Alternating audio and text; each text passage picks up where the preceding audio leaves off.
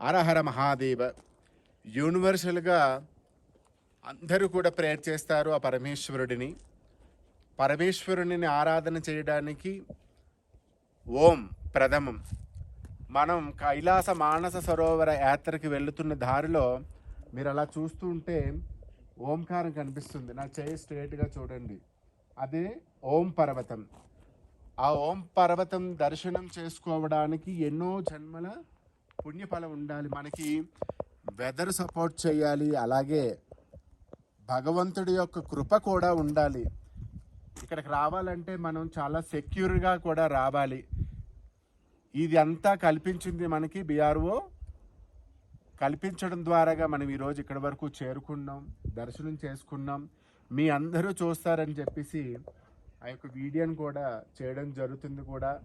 అలాగే ఈ సంవత్సరమే ఇండియా నుంచి అంటే యాత్రికులందరికీ కూడా అవకాశాన్ని ఇచ్చింది ఓం పర్వతం వరకు.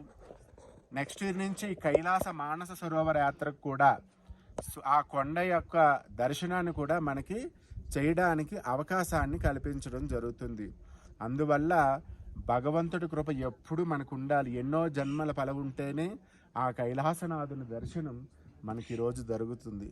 అందువల్ల ఈ జన్మకి ఈ మహద్భాగ్యం దొరికినందుకు చాలా చాలా గురువులకి అలాగే ఆ పరమేశ్వరుడికి ఎప్పుడు కూడా నమస్కారం చేసుకుంటూ ఆ ఓం పర్వతానికి నమస్కారం చేసుకుంటాం.